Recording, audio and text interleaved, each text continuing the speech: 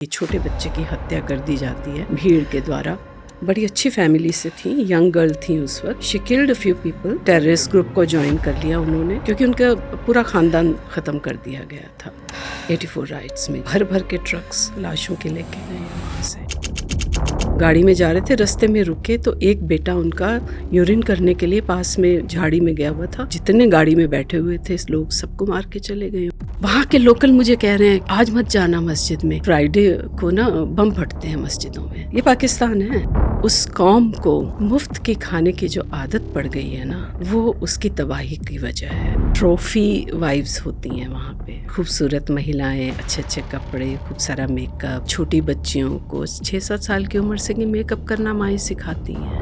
और एक बार राबड़ी जी ने मेरा कॉलर पकड़ लिया। अच्छा, उस टाइम पे जितने भी काम करते थे एनडीटीवी में प्योर नेपो किड्स थे। अगर आपको कोई नहीं जानता है तो आपकी एनडीटीवी में कोई एंट्री नहीं है। नमस्ते मैम, कैसे हैं आप? नमस्ते अरिहंत, मैं बिल्कुल ठीक हूँ। मैम, मैंने अभी आपकी 2 पुस्तकें पढ़ी हैं। एक तो जिस लाहौर देख लिया, एक तरीके से कहते हैं कि ये काउंटर है जो बहुत ही फेमस चीज़ें बोली जाती हैं कि लाहौर नहीं देखा तो क्या देखा ज़िंदगी में। एक वो है, और एक साल 1984 में जो नरसंहार हुआ सिखों का दिल्ली में, उसके ऊपर आपने एक नोवेल लिखा है। पहले मैं उस पर बात करना चाहूँगा क्योंकि वो काफ़ी मतलब जब मैं उसको पढ़ रहा था, मतलब ये था कि किस तरीके से पन्ने पलटते जाएं और ये देखें कि सब कुछ ठीक हो रहा है क्या नहीं, इस फैमिली के साथ कुछ गलत तो नहीं हुआ। और वो फीलिंग जो थी, वैसे तो बहुत कहानियां हैं कि कितनी दर्दनाक कहानियां हैं, इनके साथ ये हुआ, उनको इस तरीके से मारा गया, उनको ऐसे जलाया गया, वो हमने सुनी है, पढ़ी है। लेकिन जिस तरीके से आपने वो नोवेल में जो परिवार का डर है, वो जो मानसिक दबाव जो उन्होंने झेला, साइकोलॉजिकल फियर जो उन्होंने वास्तव में झेला, आई थिंक वो आपने बहुत ब्रिलियंटली कैप्चर किया है अपनी नोवेल में। तो मैं चाहूँगा कि उसके बारे में थोड़ा बात करते हैं। साल 84 जो 1984 में जो दंगे हुए, अल्टीमेटली जब आपने इतने सारे आपके जो दोस्त हैं, उनकी फैमिलीज़ हैं, परिवार में भी बहुत सारे लोग होंगे जिनकी अपनी कहानियाँ हैं उस समय की।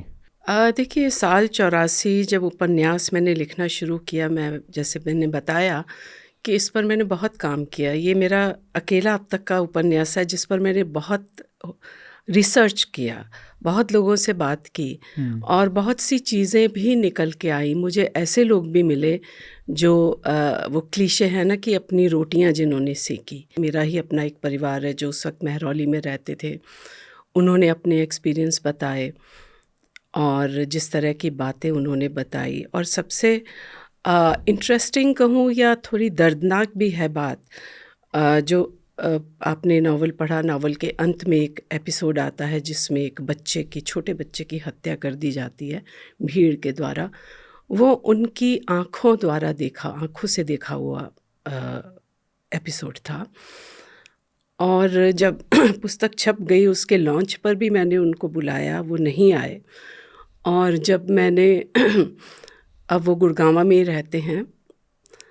बाद में जब मैं एक बार उनसे मिलने गई तो किताब मेरी गाड़ी में रखी थी, मैंने कहा मैं आपको किताब दे दूं। कहते नहीं, हमारे घर में नहीं चाहिए ये किताब। ऐसे ऐसे दर्दनाक हादसे हुए हैं, जिन लोगों के साथ हुए हैं वो दोबारा नहीं जीना चाहते उसको। मुझे बताते हुए उन्होंने कहा हम बता देते हैं लेकिन दोबारा मत पूछना हमसे, क्योंकि जो उस दर्द से गुजरा हो ना, दोबारा नहीं गुजरना चाहता, वो नहीं पढ़ना चाहते उसको। हमें लगता है कि हम पढ़ते हैं क्योंकि हमने वो नहीं देखा है। मैं जब बात की, मैंने बहुत लोगों से बात की, तो जिस तरह का दर्द उनकी बातों में था, जैसे एक युवक था, मैंने पहले भी एक इंटरव्यू में बताया, ये चीज़ मैंने किताब में नहीं लिखी। उसकी माँ प्रेग्नेंट थी जब वो 84 राइट्स हुए हैं और उसके पिता की हत्या कर दी गई। वो ये जो हुआ उस दौरान, क्या कभी मैं उन लोगों को, मैं नहीं जानता कौन लोग थे, मैं कभी उनको माफ़ नहीं कर सकता। सरकार कुछ भी करे, कोर्ट्स कुछ भी करें। तो इस तरह की चीज़ें बहुत सारी। फिर एक लेडी थी जिनके बारे में मुझे पता लगा और मैंने बहुत चेज़ किया उनको, बहुत चेज़ किया। मेरा इरादा ये था कि मैं उनकी लाइफ स्टोरी पर ये किताब लिखूं कि पूरी की पूरी फैक्ट्स पर हो। उन्होंने 3 बार मुझसे इंटरव्यू करने का वादा किया, फ़ोन पर उनसे बात हुई। एक बार वो हमारे क्लब आने को तैयार हो गई, प्रेस क्लब में, और मैं 2 घंटे बैठी रही और फिर उनसे फ़ोन पे बात हुई तो उन्होंने कहा मैं गुरुद्वारे में बैठी हूँ, आप वहाँ आ जाओ। तो मैंने कहा ठीक है मैं आ जाती हूँ, लेकिन उसके बाद फिर थोड़ी देर बाद फ़ोन आया कि नहीं अभी मैं सोने लगी हूँ, आराम करने लगी हूँ, मैं उठ के आपको बताऊँगी। पूरा दिन मैंने वेट किया, उसके बाद उन्होंने अपना फ़ोन बंद कर लिया। उसके बाद 2 बार और उनसे बात हुई, क्या थी वजह मैं नहीं जानती, उनके अपने रीज़न्स होंगे। और क्योंकि उसके बाद उनकी हिस्ट्री बहुत इंटरेस्टिंग थी।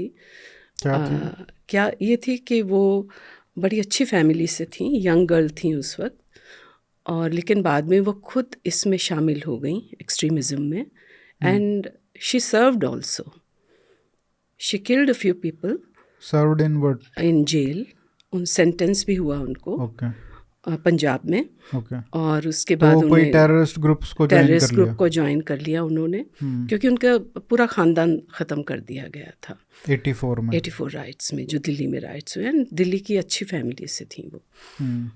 तो उनका मन तो करता होगा बात करने को, लेकिन कुछ वजह होंगी जिस वजह से वो नहीं आई सामने। फिर उसके बाद उनका फ़ोन हमेशा के लिए बंद हो गया। कभी मैंने 2-4 बार ट्राई किया, नहीं लगा, इसका मतलब उन्होंने चेंज कर लिया नंबर अपना। तो इस तरह की बहुत सी चीज़ें हुई, और मुझे लगता है कि उसके बाद 84 राइट्स के बाद आपके ट्रांजिस्टर बॉम्ब्स हुए, पंजाब में क्या हालत हुई, फिर KPS गिल आए और क्या किस तरह से चीज़ें बदलीं, और एक नया शोशेबाजी कहें या जो भी कहें, वो खालिस्तान के नाम पर शुरू हो गया या चलता ही रहता है। हिंदुस्तान में कम और बाहर के देशों में ज़्यादा चलता है। तो वो शायद उसी समय की उपज थी, और वो कहाँ से शुरू होता है, वो 84 राइट तो कल्मिनेशन भी नहीं था, कल्मिनेशन तो आज तक शायद नहीं हुआ है उसका। वो शुरू हुआ उससे भी शायद 7-8 साल पहले से शुरू होता वो मेरे ख्याल उबाल से पे आया 84 में। उबाल पे आया 84 में। और उसके जो ट्रिगर पॉइंट्स या जिसको कहें कैटलिस्ट रहे, ऑपरेशन ब्लू स्टार हो गया, या उससे पहले जो भी हुए थे, अकाल तख्त पर जो हुआ, और मेरे ख्याल से जो मुझे, अगर मैं और देखूँ ना, मैं तो सिख परिवार से आती हूँ लेकिन मैं पंजाब से नहीं हूँ, तो मुझे लगता है कि इसका जो शुरुआत होती है अकालियों से जाकर शुरुआत होती है, करीब 100 साल पहले, शायद उससे भी पहले। वो जो एक धारा बनी सिखों के बीच में से कि हम हिंदू नहीं, जब वो बुक आई थी, हाँ, वहाँ से शुरुआत होती है इसकी, और वो धीरे धीरे उबलता, और फिर पॉलिटिक्स तो आप जानते हैं, इट्स अ डर्टी गेम। अब मिसेस गांधी ने भी इस्तेमाल किया, और मिसेस गांधी को खुद को अपनी जान गंवानी पड़ी उसके पीछे। जब मैं ये देखता हूँ ना पंजाब में जो हुआ सिखों के साथ जो हुआ एज अ कम्युनिटी, मुझे वो पराकाष्ठा लगती है कि कैसे एक पॉलिटिकल फिगर और एक पॉलिटिकल फैमिली और एक पॉलिटिकल पार्टी एक कम्युनिटी को उसी की कमजोरियों को यूज़ करके कैसे खोखला कर सकती है। क्योंकि उनको पता था कि कहीं ना कहीं ये साइकोलॉजिकल एनालिसिस उनका कहीं ना कहीं रहा होगा, या जो कम्युनिटी के लोग हैं उन्होंने ही उनकी मदद भी की होगी इसको समझाने में कि आप ये जो रिलीजियस फॉल्ट लाइन सब जो बन चुकी हैं, जो 70s में बन चुकी थी, कुछ लोग बाहर भी एक्टिविज़म कर रहे थे, वो जो चौहान थे वो प्राइम मिनिस्टर बनना चाहते थे, प्रेसिडेंट बनना चाहते थे, खालिस्तान की बातें करने लगे थे, करेंसी भी छाप दी थी, जगजीत सिंह चौहान। और उस समय इन्होंने ये शुरू किया कि ये कम्युनिटी में डिवाइड है, इसको थोड़ा और पॉलिटिकल गेन्स के लिए बट करना शुरू कर दिया। और वो फिर 84 तक आते आते एक ऐसा माहौल क्रिएट किया कि उसी पंजाब के एक मूवमेंट को, और पाकिस्तान का तो हाथ था ही ऑब्वियसली, कि उस मूवमेंट को उन्होंने एक पॉलिटिकल लेंस से उसको करके एग्जीक्यूट करके और पूरे देश में एक ऐसा माहौल बनाया कि देश खतरे में है। उसमें देखिए और बहुत उसका एक एग्जाम्पल बनाया।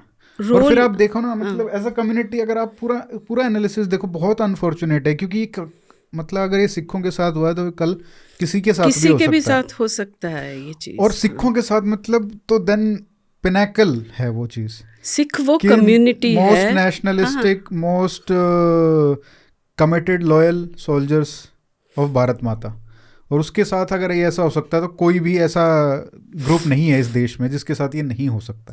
जब गुरु अर्जुन देव की शहादत हुई 5वें गुरु, तो उसके बाद से, उससे पहले तो वो जो था कोई वॉरियर्स नहीं थे सिख, सिर्फ धर्म की शिक्षा देते थे। गुरु अर्जुन देव तो वो सब वो कहते थे हिंदू संत है। जहांगीर ने अपनी डायरी में लिखा है कि एक हिंदू संत है अर्जुन नाम का, उसको वो बड़े आजकल बड़े अच्छे लोगों को बहला रहा है, फुसला रहा है, तो उसको ख़त्म करके उसको जाके देखो। और खुसरो उनके पास आया था, खुसरो को तो उन्होंने भगवा तिलक लगाया, ये धारा थी, ये पंथ था, वो आज भी पंथ ही है। अब उसको धर्म क्यों कहते हैं मेरी समझ में आज तक नहीं आया। खुद अरदास में है कि अकाल पुरख की आज्ञा, गुरु मनायो पंथ, गुरु चलायो पंथ, ये पंथ है और सनातन में से निकला हुआ पंथ है। सारे सनातन के देवी देवताओं का जिक्र गुरु ग्रंथ साहब में है। उसको अलग धर्म बनाया, अकाली आए, उन्होंने जो भी किया। मैं उस फैमिली से आती हूँ कि जहाँ अकालियों का नाम भी नहीं ले सकते आप घर में। मुझे याद है, मैं तब अपनी एक पर्सनल इंसिडेंट बताती हूँ। आपके भैरव सिंह शेखावत जी चीफ मिनिस्टर थे तब राजस्थान के, मैं राजस्थान से हूँ, तो उनसे मिलना हो जाता था उनसे। तो राजस्थान में इलेक्शंस हो रहे थे, तो मैं श्री गंगानगर से हूँ, राजस्थान से हूँ। तो उन्होंने मुझे ऑफ़र किया कि हम तुम्हें टिकट देते हैं गंगानगर से एमएलए के लिए। अच्छा। हाँ, ही न्यू माई फैमिली। तो मैंने कहा ठीक, पैसे कौन खर्च करेगा, मेरे घर वाले नहीं करेंगे। कहते नहीं, वो पार्टी कर लेगी। मैंने कहा ठीक है। तो कहते लेकिन वो जो सीट है हमने श्री गंगानगर की अकालियों को दे रखी है। मैंने कहा मैंने अपने घर में नाम ले लिया, मुझे घर से निकाल देंगे। तो अकाली की टिकट पे आपको लड़वाना सवाल चाहते ही थे? नहीं। मैंने कहा कोई सवाल ही पैदा नहीं होता। अगर बीजेपी की टिकट होती तो बात थी, अकालियों की टिकट में मेरे घर वाले मुझे घर से निकाल देंगे। तो ये बहुत इंटरेस्टिंग, ऐसा क्यों? क्योंकि आम जो पढ़ा लिखा सिख है वो अकालियों से रिलेट नहीं कर पाता है, क्योंकि वो उनकी आइडियोलॉजी बहुत एक्सट्रीम है। और वही बात है ना, अभी रिसेंटली मैंने किसी का पॉडकास्ट ही देखा, उसमें एक जो वो पाठी होते हैं, उनका कहना है कि मैं किसी गांव में बुलाते हैं ना, जैसे उनको 3 दिन की बुकिंग थी उनकी। तो कहते हैं मैं जब गुरुद्वारे में गया तो उन्होंने कहा कि आप राम के और कृष्ण के शब्द नहीं गाएंगे। हाँ। तो उन्होंने कहा कि ऐसा है कि मुझे तो लोगों ने बुलाया यहाँ पे और संगत मुझे पे कर रही है, मैं संगत से पूछूंगा। तो संगत ने कहा कि बिल्कुल आप गाएं। कहते मुझे संगत पे कर रही है। संगत ने कहा है मैं अब 3 दिन सिर्फ राम और कृष्ण के शब्द ही गाऊंगा। अगर राम और कृष्ण को अगर उनको नहीं गाना है तो फिर बचा क्या? अगर आप भिंडरा वाले को तो नहीं गाएंगे ना।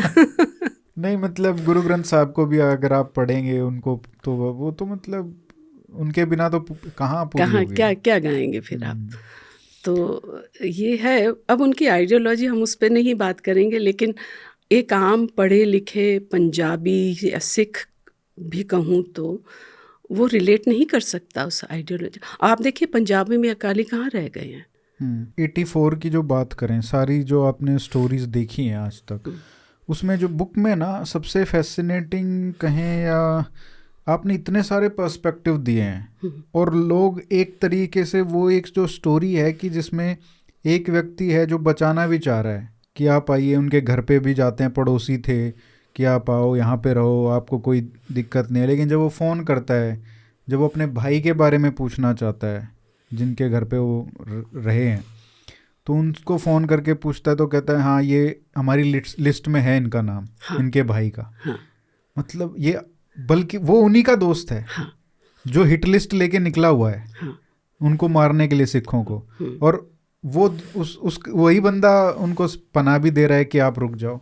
मतलब ये फैसिनेटिंग कितना है, कितने ह्यूमन स्टोरीज जो हैं, एंगल्स जो हैं इस पुस्तक में हैं, कि मतलब लोग वही बंदा बचा रहा है, उसका दोस्त मार रहा है सिखों को, और वो दोनों बहुत अच्छे कनेक्टेड हैं। यही हो रहा था, लोगों के पास लिस्ट थी, कुछ लोगों के पास, और पिक एंड चूज वाली सिचुएशन हुई वहाँ पे, जो मुझे इनसाइड 2-1 लोगों ने बताया विदाउट डिस्क्लोजिंग देयर नेम्स कि इस तरह की सिचुएशंस थी।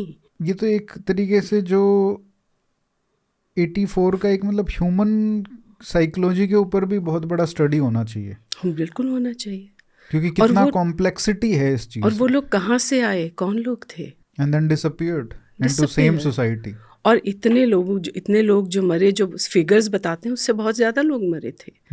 ट्रकों की ट्रकों लाशें जो है ना, एक के ऊपर एक के ऊपर एक के ऊपर, वो भर भर के ट्रक्स लाशों के लेके गए हैं वहाँ से। स्पोरेडिक भी हुए हैं कुछ, जैसे एक हमारे वो रिश्ते में मेरे 2nd या 3rd कज़न लगते हैं, तो उनके कनॉट प्लेस में वो है पेट्रोल पंप, तो वो he was caught in the मैली। तो कहते हैं कि मैं कितने लोगों के ऊपर से गाड़ी चला के आया हूँ मुझे नहीं पता है। कुछ लोग दबे भी होंगे उनकी गाड़ी के नीचे, क्योंकि वो अगर मैं रोक लेता गाड़ी तो मैं ख़त्म था। और उसके बाद की सिचुएशन भी ऐसी थी, जैसे हमारी मासी महरौली में कहते, उसके बाद भी महीनों तक बेटा और हस्बैंड जब जाते थे तो हम गले मिल के उनको विदा करते थे, क्योंकि ऑफिस जाना भी ज़रूरी है कि पता नहीं वापस आएंगे कि नहीं आएंगे। ये हालत थी, क्योंकि उसके बाद राइट्स ख़त्म हो गए थे, डर अंदर बैठ गया था इतना, और उसके बाद ट्रांजिस्टर बम्स फटने शुरू हो गए थे दिल्ली में एज अ रिएक्शन। या आप देखिए फेट कि जिन लोगों का पंजाब के आतंकवाद से कोई लेना देना नहीं, उनको सबसे ज़्यादा बड़ी कीमत चुकानी पड़ी। कीमत पंजाब के लोगों ने भी चुकाई, और उन्होंने भी सेक्रीफाइस दिए, और टेररिज्म को काबू करने में उनका भी बहुत बड़ा रोल है, आम लोगों का। लेकिन जो परपेट्रेटर्स थे वो पंजाब से थे। यहाँ के लोग तो मुझे लगता है एक इक्का दुक्का कोई होगा तो होगा, वो भी वहीं से आए हुए लोग थे, वहीं से आए हुए लोग थे, जो भी यहाँ कुछ कर रहे थे वो वहीं से आए हुए थे। तो ये दिखाता है कि एक्चुअली में इट्स नॉट अबाउट कि मतलब आप सिर्फ माइनॉरिटी यहाँ पे हो, क्योंकि पंजाब में कुछ नहीं कर सकते क्योंकि वहाँ पे लोग मेजोरिटी में है सिख, बट आपको पनिश करना है किसी को, तो आप take it out on these people. मेरी एक कुलीग हैं सुमन, वो कैमरामैन हैं, जर्नलिस्ट, वो उस वक्त अमृतसर में थी जब ऑपरेशन ब्लू स्टार है। इंसिडेंटली उनका घर इनके हरमंदिर साहब के बिल्कुल सामने की तरफ उनका घर है। तो उन्होंने बताया कि जब ये हुआ था ब्लू स्टार, उसके बाद कैसे कैसे स्टेंच था हवा में, और जब वो बॉडीज़ लेके जा रहे थे और कोई साफ़ करने को तैयार नहीं था। फिर जो अमृतसर के जितने स्कैवेंजर्स थे उनको इकट्ठा किया गया, और वे इस शर्त पे तैयार हुए कि जो फ़ीस तो हम लेंगे, लेकिन जो भी बॉडी पे किसी के जो भी जेवर निकलेंगे वो भी हम रखेंगे। और उन्होंने वहाँ से जो निकाली हैं, कहते हैं इनके फिगर्स तो बिल्कुल रॉन्ग है, क्या निकाली हैं उन्होंने वहाँ से बॉडीज़। और जो एक इंसिडेंट है बुक में कि एक जो ठेले वाला है उसकी बाजू रिक्शे वाले ठेले वाले की काट दिए थे, कहते मेरी आंखों के सामने हुआ है, निहंगों ने जो काटी। हाँ, मेरी आंखों के सामने हुआ है वो। एंड दे लेफ्ट, क्यों उनका बड़ा अच्छा बिजनेस था वो, मतलब नॉन सिख फैमिली, उन्होंने छोड़ा अमृतसर। जो यूपी बिहार से कहाँ से थे? नहीं, हाँ, वो तो उसकी स्टोरी जो बनाई है, लेकिन एक्चुअली जिन्होंने मुझे सुनाई तो वो उनका अच्छा खासा एस्टेब्लिश्ड बिजनेस था, फैक्ट्री थी, वो लोग छोड़ के दिल्ली आ गए। और वो बस मतलब नॉर्मल छोटी सी बात के ऊपर उसका हाथ काट दिया था। कुछ भी बात नहीं, कहते मुझे पता ही नहीं, मैं तो कॉलेज से आ रही थी रिक्शे पे, और मैंने देखा कि वो तो I had to build a story. एक इंसिडेंट है, उसने कॉलेज से आते हुए यंग गर्ल उसने देखा, और ऑब्वियसली डरी गई, सभी डर गए होंगे, और वो तो अपने घर आई, उसने कहा था ये चीज़ मेरी आंखों की देखी हुई है। 84 के आसपास की, 84 से पहले की, ऑपरेशन ब्लू स्टार से पहले की। तो ये सब चीज़ें भी हो रही थी, ये वहाँ हो रही थी। और उनके रिश्तेदारी में या उनके आसपास जैसे हिंदू फैमिली के कुछ लोग थे, जब वो कहीं जा रहे थे शादी में, उनके घर से उस दिन कहती है 4 अर्थियाँ उठी हैं, गाड़ी में जा रहे थे, रास्ते में रुके तो एक बेटा उनका यूरिन करने के लिए पास में झाड़ी में गया हुआ था, वहाँ से वो आए हैं, उनके जितने गाड़ी में बैठे हुए थे लोग सबको मार के चले गए, वो एक बच गया था। This was actually happening in Punjab. क्या था कि नॉन सिख हैं बस। तो कहीं ना कहीं मतलब ये जो सारी चीज़ें हो रही थी, रिपोर्टिंग तो हो ही रही थी उसकी, चाहे दिल्ली हो चाहे तमिलनाडु हो, कहीं भी हो, तो रिपोर्टिंग एक तरीके से माहौल जो था सिखों के खिलाफ, विदाउट अंडरस्टैंडिंग कि दिल्ली के सिख और पंजाब के सिखों का ये जो अंतर है, उनकी कोई समझ नहीं थी। नहीं, आम जनता में मॉब को आप क्या समझाएंगे, भीड़ को क्या समझाएंगे, और वो भीड़ जो किसी के द्वारा संचालित की गई हो उसको क्या समझाएंगे आप। भीड़ का नेचर आप देखो ना, मतलब अगर एक बंदा अगर वो वैसे नॉर्मली है तो वही जो सिख परिवार डरा हुआ है उसको पनाह भी देता है। हाँ, लेकिन अगर वो मॉब का हिस्सा हो जाए वही आदमी, वही फिर उनको जला भी देता है। वो जो साइकी होती है ना, भीड़ की साइकी बिल्कुल इंडिविजुअल आदमी से बिल्कुल अलग होती है। और इसमें मतलब कितने सारे जो एक्टर्स इन्वॉल्व थे, मतलब अगर आप देखो तो ये एक ऐसा केस है जहाँ पे बहुत लोगों ने उसका फ़ायदा भी उठाया, चाहे पॉलिटिकली हो और रिलीजियसली भी। अगेन बहुत फ़ायदा उठाया गया इसका कि उसके लिए, उसके वजह से कितने लोग नए रिक्रूट बने होंगे पंजाब में, बहुत बने। उनको टेररिज्म के इसमें धकेला गया। और उसके बाद फिर पॉलिटिक्स हुई, उस पर उन्होंने भी पैसा बनाया होगा लोगों ने, उनकी राजनीति चली इस साइड भी और उस साइड भी। और उसके बाद फिर वकील, जज, सब, मतलब आई थिंक ये जो विक्टिम थे उनको छोड़ के सबका फ़ायदा हुआ इसमें। जब मैं एनडीटीवी में रिपोर्ट करती थी तो मोस्टली मैं कोर्ट केसेस करती थी, तो तब मैंने कुछ 84 राइट विक्टिम्स के केसेस को भी हैंडल किया एज ए रिपोर्टर। वहाँ पे क्या मिला? वहाँ पे मुझे लगा कि कुछ लोग थे जो विक्टिम की फैमिली से थे, तो मुझे लगा कि उनके यहाँ ग्रीड ज़्यादा थी कि हमें कुछ मिल जाए, पैसा मिल जाए। तो अगर उनको कहीं से भी मिल गया तो वो चुप होकर बैठ गए, मुझे ऐसा लगा। जो मतलब मान लो जिसने देखा हो, विटनेस, हाँ, rather than fighting for justice. वो तो देखिए इंडिया में होता है। क्योंकि मैंने एक कहानी सुनी थी कि एक बहुत बड़े पॉलिटिशियन थे जो इन्वॉल्व थे ऑब्वियसली मॉब्स के साथ भी, और उनको लेके भी जा रहे थे, और उनके एक विटनेस थे और उनको कनाडा भेज दिया गया जो विटनेस था उस पॉलिटिशियन द्वारा। सिख परिवार से थे ऑब्वियसली, बहुत करोड़ों रुपए लेके, जितने भी रुपए लेके उनको बाहर सेटल कर दिया गया। और वो एक ही विटनेस उनके खिलाफ, बहुत बड़ा विटनेस था वो वेल नोन पॉलिटिशियन है, सब जानते हैं उनको, अभी भी चल ही रहा है, केस मोस्टली हो ही जाएगा convict thanks to someone else. But ये सारी स्टोरी भी हुई है, मतलब अपनी हम, मतलब जब हम बात करते हैं सिर्फ कम्युनिटी के लिए लड़ने वाली बात, तो ऐसे लोग भी हैं कि जिन्होंने बिल्कुल कॉम्प्रोमाइज़ नहीं किया होगा, और ऐसे लोग भी हैं जो कॉम्प्रोमाइज़ करके बैठ गए हैं। जब आप पूरे इस एपिसोड को देखते हो, क्या आज के लिए जिस तरीके से हम आज बिहेव करते हैं, आज तो और भी पोलराइज हो गए हैं हम, राइट? मतलब जो हम पंजाब की बात करते हैं, पंजाब तो आज भी न्यूज़ में रहता है for all the wrong reasons.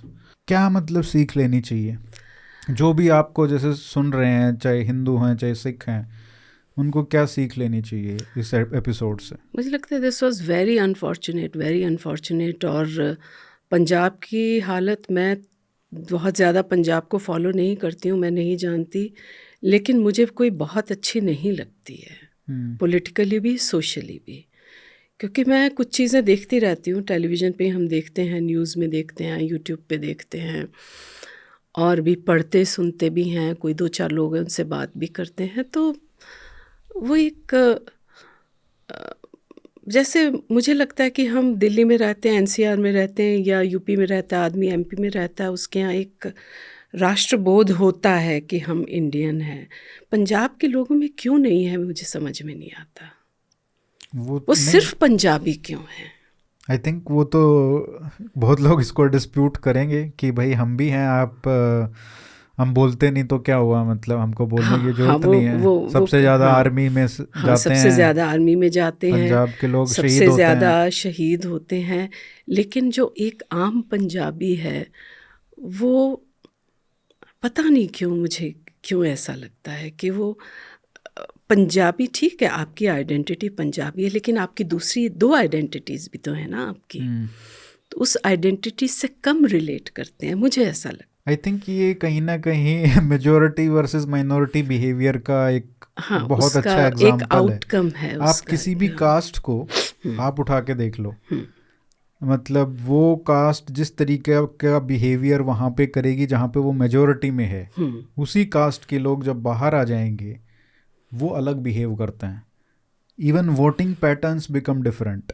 मतलब आप सिख एज अ कम्युनिटी को आप ले लो, अगर वो पंजाब में है तो they might not vote for BJP ever, but वही बंदा अगर मतलब दिल्ली में है या राजस्थान में है, मध्य प्रदेश में, तो वो हो सकता है कि बहुत अच्छा सपोर्टर हो बीजेपी का। और इसी तरीके से मतलब आप यादव को ले लो, बिहार यूपी का, वो वहाँ शायद कभी वोट ना करे बीजेपी को, लेकिन दिल्ली में आएगा तो वोट करेगा। ये जो ये बहुत ही ये फैसिनेटिंग ये हमारा चीज। देश है जिसमें हम जीते हैं, ये मल्टी हाँ कल्चरल और मल्टी नहीं, ये वो कास्ट है ह्यूमन कंट्री है। साइकोलॉजी की जो बात की ना हमने, मॉब बिहेवियर की बात की, तो मॉब बिहेवियर वहां पे क्यों नहीं होगा जहाँ पे हम मेजोरिटी में है, राइट? वो पॉलिटिक्स में भी तो दिखेगा। नहीं तो सबसे वही बात है ना, आप छोटा सा बच्चा होता है ना, उसको आप हाथ छोड़ दो तो वो आपको पकड़ लेगा, क्योंकि उसके यहाँ सर्वाइवल इंस्टिंक्ट है। तो सर्वाइवल तो सबको चाहिए ना, कौन नहीं सर्वाइव करना चाहता। तो जो जहाँ पे जैसे है वो बेस्ट अपनी सिचुएशंस तलाश करेगा और उसमें रहेगा वो। मतलब अगर हम वैसे भी पंजाब की या किसी भी कास्ट की अगर हम वोटिंग पैटर्न्स या बिहेवियर उनका रूरल एरियाज में देखें और अर्बन में, वहाँ पे भी डिफरेंट हो जाता है। हो जाएगा। If you are stripped of your primary identity that you think you are, for example a Punjabi Sikh in a rural area in Punjab, अगर उसको बाहर ले जाया जाए, अब उसकी वो Punjabi rural identity is not the primary identity, अब उसको स्ट्रिप कर दिया तो क्या बचा? कनाडा में गया तो कैनेडियन बन गया वो बात अलग है, उस पर मैं आऊँगी, आप ये बात ख़त्म करो। बट अगर यहाँ पे है तो वो इंडियन फर्स्ट वाली जो है ना चीज़, जब हम ये कास्ट क्लैन वाली आइडेंटिटी को छोड़ देते हैं, जब हम अपने कोर एरिया से निकल के कहीं जाते हैं, जब हम और लोगों में ज़्यादा एक्सपोजर मिलता है हमको, तो वी स्टार्ट थिंकिंग कि वो जो सुपरमेसिज्म वाला एटीट्यूड है ना कि वी आर सुपीरियर, वो चला जाता है। क्योंकि आप देखते हो कि आपसे बहुत आप मतलब एक वो है ना, एक छोटा सा बच्चा है किसी स्कूल में किसी गांव में, अगर वो जाता है फिर बड़े शहर में, तब उसको पता चलता है अपने लेवल का। वहाँ तो वो सोचता है कि मैं ही फर्स्ट आ रहा हूँ तो मैं ही हूँ बस पूरी दुनिया में, लेकिन जब वो बाहर जाता है तो उसको ऐसे ही हमारा behaviour as part of clan caste communities ऐसे ही है। जब हम बाहर इंटरेक्ट करते हैं, जितना लोगों से मिलते हैं, उतना हमको पता चलता है कि यार सब तो है, सेम तो है। पंजाबी के यहाँ ये चीज़ जो है ना, दूसरे में शामिल होने की थोड़ी कम मुझे इसलिए लगी, मैं इसलिए ये बात करूँगी। हो सकता है इंडिया में ये चीज़ है कि वो मिक्सअप हो जाते हैं और वो आइडेंटिटी दूसरी ले लेते हैं, लेकिन मैं आपको बताती हूँ, लंदन में एक जगह है जो सब जानते हैं उसको, जहाँ पे सिर्फ पंजाबी रहते हैं, सरदार रहते हैं। तो मैं जब पहली बार लंदन गई, आज से बहुत पुरानी बात है, तो मैंने कहा कि मुझे वो देखना है। तो हम गए, तो इंटरेस्टिंगली चीज़ मेरे लिए, मुझे किसी ने, मैंने ना पढ़ा था उसके बारे में ना मैं जानती थी, वो तब सोशल मीडिया भी नहीं होता था। तो जब वो हम उनके जो ट्यूब स्टेशन, वहाँ पे ट्यूब कहते हैं, ट्यूब स्टेशन के सामने से निकले ना, तो उस पर पंजाबी में लिखा हुआ था जी आया नो। मैं थोड़ी थोड़ी पंजाबी पढ़ लेती हूँ, तो वो एक मतलब और भी था और शॉकिंग भी था मेरे लिए। अच्छा, और फिर देखो चारों तरफ सरदार और सरदारनियाँ घूम रहे हैं, वैसी दुकानें, चूड़ियों की दुकानें, परांदों की दुकानें, गोलगप्पे, वो सब वहाँ पे। और फिर हमें जहाँ जाना था तो रास्ता नहीं, तब ऑब्वियसली वो नहीं, गूगल मैप वगैरह कुछ नहीं होता था, तो हमें जो लेके गए थे उनको पंजाबी नहीं आती थी। तो उन्होंने कहा कि वो सरदार जी एक जा रहे थे, इनसे पूछ लो आपको पंजाबी आती है। मैंने कहा हाँ मुझे आती है पंजाबी। उनको रोका भाई, उनसे मैंने पूछा, उनसे मैंने 1 बार पूछा, 2 बार, 3 बार, अरिहंत यू वोंट बिलीव, मुझे उनका एक अक्षर समझ में नहीं आया, क्योंकि जो पंजाबी वो बोल रहे थे ना, वो गांव के मालवा के या पता नहीं कहाँ की पंजाबी थी, और वो जब जिस साल में वो आए होंगे तब से वो तब की पंजाबी थी। तो no assimilation, absolutely no assimilation, no nothing. But उनको जरूरत नहीं पड़ती क्योंकि हाँ, अगर आप देखो वहां पे आप रह रहे हो तो ऑब्वियसली आपको उनको ज़रूरत ही नहीं बट पड़ती। ये आप मैम सिर्फ पंजाबियों का एटीट्यूड नहीं है, मैं आगे भी चल रही हूँ। हाँ। उनका नहीं, मैं वापस कार में बैठ गई। मैंने कहा भैया मुझे समझ में नहीं आया उन्होंने क्या बोला, खुद ही ढूंढ लो आप। और ये चीज़ बाद में मैंने नोटिस की। आप वहाँ पे, चूँकि मेरे हस्बैंड बीबीसी से थे, तो बीबीसी के लोगों से वो अपने घरों पे बुलाते थे क्योंकि हम गेस्ट थे वहाँ पे। तो जो मुस्लिम, पाकिस्तान की मुस्लिम फैमिलीज़, इंडिया की मुस्लिम फैमिलीज़, देवर आर होस्ट, तो वो क्रिटिसाइज़ करते हैं वहाँ बैठ के। आप उनके देश में रह रहे हो, उन्होंने आपको वेलकम किया है, आपको पीआर दिया है, कुछ लोग सिटीज़न भी हो गए हैं। मैं इतने घरों में उसके बाद बहुत बार गई हूँ, इतने घरों में इनवाइटेड हुई हूँ, डिनर्स पे, लंचेस पे, पार्टीज़ में। मैंने आज तक सिर्फ एक फैमिली, उनकी बेटी ने एक अंग्रेज़ से शादी की है, उनके घर पे मैंने अंग्रेज़ गेस्ट देखे। किसी के घर में किसी के बच्चे का कोई अंग्रेज़ दोस्त नहीं, चाहे वो मुस्लिम हो चाहे सिख हो। हिंदू क्या चले जाए, उसके यहाँ सब तरह के लोग होंगे। हिंदू में अगर ये मेरा देखा हुआ है। अब मैं उससे कोई कंक्लूजन नहीं निकाल रही हूँ, लेकिन जो चीज़ मैंने देखी, और फिर मैंने एक जगह कहा भी, मैंने कहा आप वो क्रिटिसाइज करें, ये लोग तो ऐसे हैं, ये लोग तो ऐसे हैं, ये लोग तो ऐसे हैं। 15-20 of us sitting there having meals and, तो मेरे मुंह से निकल गया, जर्नलिस्ट हूँ ना, तो मैंने कहा कि लिसन, हेलो, आप उनके देश में रह रहे हैं, इट्स देयर कंट्री, तो आपको अच्छा नहीं लगता? ये तो मैंने नहीं कहा, मैंने सोचा अपने देश में चले जाओ ना। तो बाद में माय हस्बैंड सेड कि भैया तुम्हें चुप रहना चाहिए, तुम क्यों बोलती हो? लेकिन आज वही सब हो रहा है वहाँ उस देश में। यूके की हालत देखिए क्या हो रही है। नहीं, ये गेटोइजेशन जो है एक तरीके से, ये मेंटेलिटी आई थिंक होती है। हिंदुओं में शायद कम इसलिए है क्योंकि वहाँ पे एक कास्ट के लोग जाके नहीं बस रहे होंगे, और हिंदुओं में वैसे एज सच जो सिखों में है, और सिखों में भी ऐसा नहीं है कि जट सिख ही जैसे जा रहे हैं, और वो क्या है कि एक गांव का चला गया तो 10 को लेके गया है, तो वो ऑब्वियसली मतलब वो पूरा गांव उसने वहाँ पे बसा लिया है, राइट? वो वहीं पे ऐसा हो चुका है। अब हिंदुओं में ये कम है क्योंकि जा रहे हैं तो, या तो अगर आप पटेलों की जैसे बात करें या आंध्रा के तेलुगु लोग जो जाते हैं वहाँ पे, ऐसा यूएस में भी ऐसी हैं कम्युनिटीज जो सिर्फ आपस में ही वो है। इंग्लैंड में भी है। हाँ, जैसे वो एक गुजरातियों की एक पूरी मार्केट है पटेल्स हाँ, की। तो ये हमारी मेंटेलिटी है। लेकिन मैंने उनको क्रिटिसाइज करते नहीं सुना। हाँ, ये बात हो सकती है। वो क्रिटिसाइज नहीं, अपनी दुकानें चलाते हैं, अच्छे सब कुछ है, उनका अपना ही पूरा मार्केट है।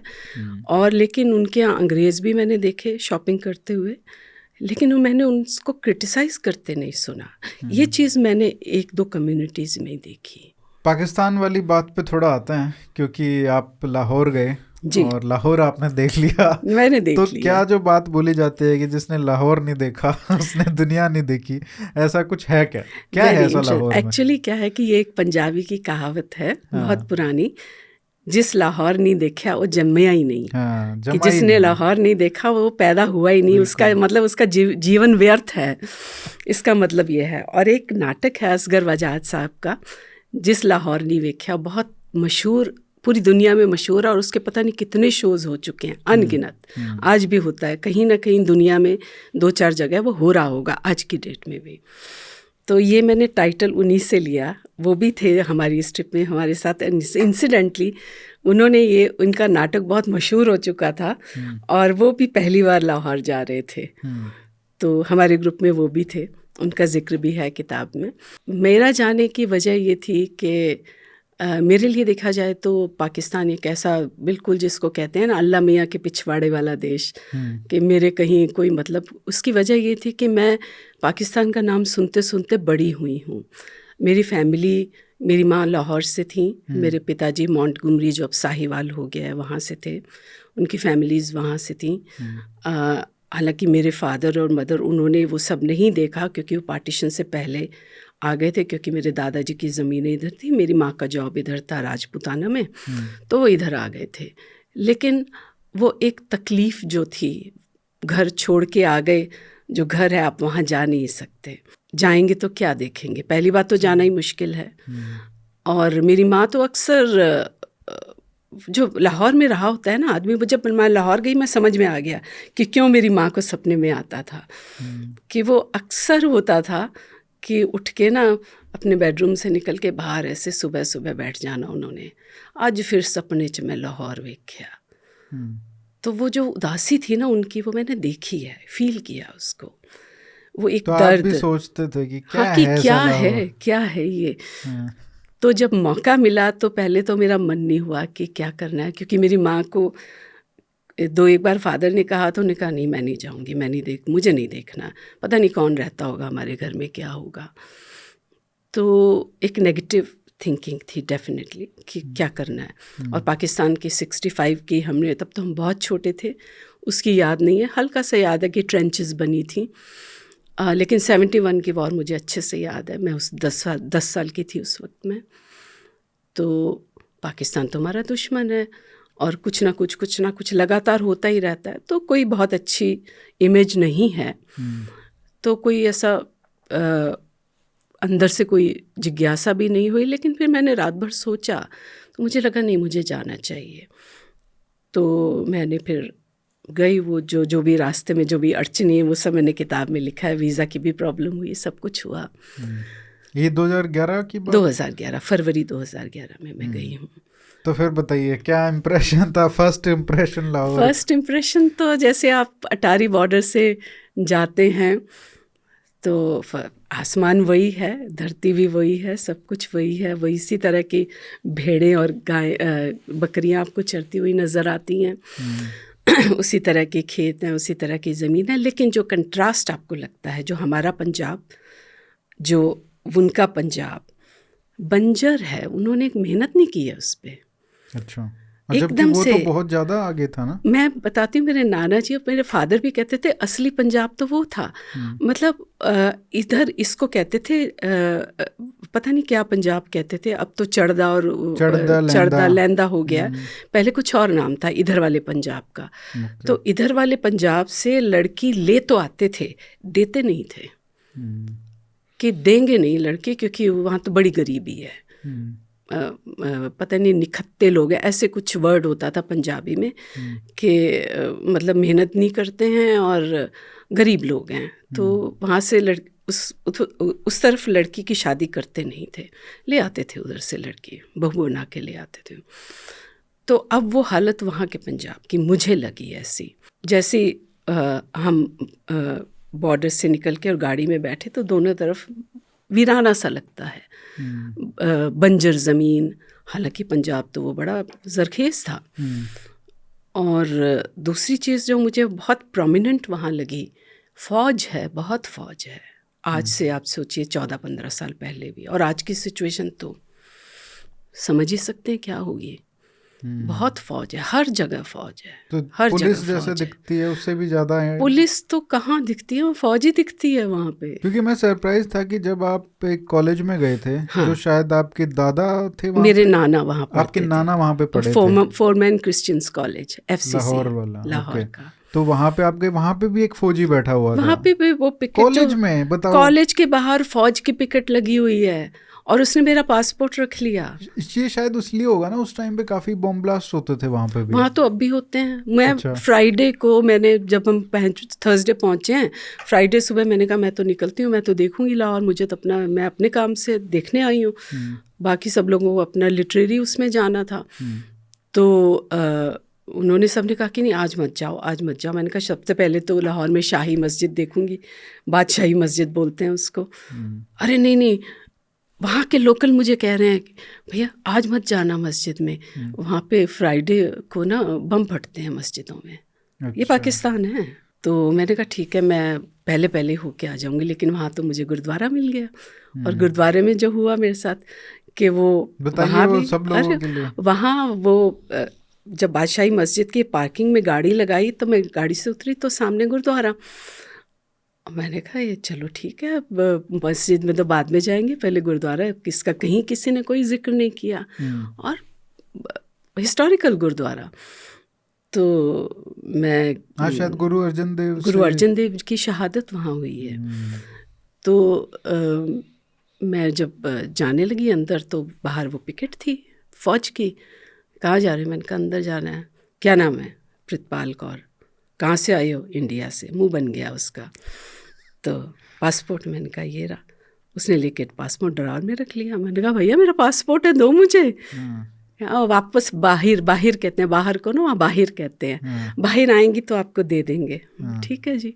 मैं अंदर गई तो दिल में धड़का तो लगा हुआ कि कहीं मेरा पासपोर्ट ख़राब ना कर दें, ये आदमी चला गया तो मेरा पासपोर्ट कौन देगा, मुसीबत ना हो जाए, पता लगे यहाँ आए और एम्बेसी में वो हाई कमीशन में घूम रहे हैं कि पासपोर्ट गुम हो गया। तो खैर जो अंदर गई मैं, कोई नहीं था, सिर्फ वहाँ के वो थे जो सेवादार होते हैं। अरदास कराई उन्होंने, बैठे पूछा अच्छा इंडिया से आए हो? ठीक है। ननकाना साहब जाना चाहिए आपको। मैंने कहा देखो मेरे पास वीज़ा सिर्फ लाहौर का है, single entry single exit 1 week. तो कहने लगे हम करवा देते हैं। मैंने कहा सिर्फ 1 वीक का वीज़ा है मेरा, कि ननकाना साहब का हम वीज़ा करवा देते हैं। मैंने कहा सिर्फ 1 वीक का है। तो वो भी चुप हो गए कि जाने में भी 3-4 दिन लगेंगे, आने में टाइम लगेगा, तो चुप हो गए वो। थोड़ी देर बैठ के मैं बाहर आई, तो वो आदमी बाहर खड़ा हुआ था, और वो किसके स्टार वगैरह मैंने देखे नहीं, क्या पोस्ट थी मैं नहीं जानती। मेरा पासपोर्ट हाथ में लेके खड़ा हुआ था और कहता है पहले मैं आपका देख लेता ना, मैं आपको अंदर नहीं जाने देता। मैं कहा क्यों जी? कि आप तो सिख नहीं हो। मैंने कहा भाई मेरा नाम प्रितपाल कौर है, मेरी पूरी आइडेंटिटी पासपोर्ट में है, मैं सिख फैमिली में पैदा हुई, मैं सिख हूँ, और मैं सिख हूँ, मैं प्रैक्टिसिंग सिख हूँ। तो कहते हैं कि नहीं तो आपके हस्बैंड तो मुसलमान है। तो मैंने कहा हाँ है, लेकिन मैं कन्वर्ट नहीं हुई हूँ। तो कहते कि ऐसे कैसे हो सकता है? मैंने कहा हमारे इंडिया में एक सिविल मैरिज एक्ट है जिसके तहत आप बिना कन्वर्ट हुए किसी को भी धर्म बदलने की ज़रूरत नहीं है, कोई भी किसी से शादी कर सकता है, और कोई धर्म नहीं बदलता है, जिसका जो धर्म जिसमें पैदा होता है वही रखते हैं। ऐसा नहीं हो सकता। मैंने कहा है ऐसा। आप कानून आप पढ़ लेना, किसी से पूछ लेना, आपके कोई वकील होंगे उनसे पूछ लेना, पाकिस्तान में भी वकीलों को पता होगा इस बात का। तो हाँ होता होगा, लेकिन मैं तो बीबी तुमको फिर भी नहीं जाने देता, क्योंकि तुम्हारे हस्बैंड जो है वो मुसलमान है, तुम मुसलमान ही हो, यानी वहाँ शरीयत चलती है। मैंने कहा भैया मेरा पासपोर्ट तो दे दो। बड़े उसने ना ऐसे जैसे फेंकना होता है ना, ऐसे उसने मेरा पासपोर्ट लौटाया। हर जगह वहाँ पे पासपोर्ट, कॉलेज गए तो बाहर तो उसने पासपोर्ट रख उनके कॉन्सेप्शन में ये नहीं है कि कोई मुसलमान जो है वो गुरुद्वारे में जाए। हाँ वो कहते हैं। मैंने कहा अच्छा। तो हाँ दूसरी बात मैंने उसको कहा, मैंने कहा देखो हमारे यहाँ कोई ऐसी बंदिश नहीं है, गुरुद्वारे में मंदिर में कोई भी जा सकता है। कुछ मंदिर हैं जहाँ पे ऐसी बाउंडेशन है, लेकिन किसी भी गुरुद्वारे में कुछ नहीं, कोई भी जा सकता है। कहते नहीं हम नहीं जाने, हमें सख्त ऑर्डर्स है, सिर्फ सिख जा सकते हैं गुरुद्वारे में, नॉन सिख नहीं जा सकते, और आप तो सिख भी नहीं हो। तो मुझे नॉन सिख पकड़ दिया उसने। ये एक्सपीरियंस मुझे कहीं और दुनिया में नहीं हुआ। आप जाते हैं कहीं भी, आप एज टूरिस्ट भी जाते हैं, पासपोर्ट तब तो होटल के लॉकर में छोड़ के जाते हैं, हर जगह थोड़ी लेके जाते हैं। लेकिन वहाँ आपको हर जगह पासपोर्ट लेके जाना है। आपकी शक्ल पे लिखा होता है कि आप पाकिस्तानी नहीं हैं। अच्छा। हाँ, पता नहीं कैसे पहचान लेते हो। ये हुआ किस्सा। मैं फिर तो धुरंधर के लिए मुश्किल होगा। मैंने देखी नहीं, मुझे सुना बहुत है धुरंधर के बारे में। नहीं अच्छी है मूवी तो, ठीक है।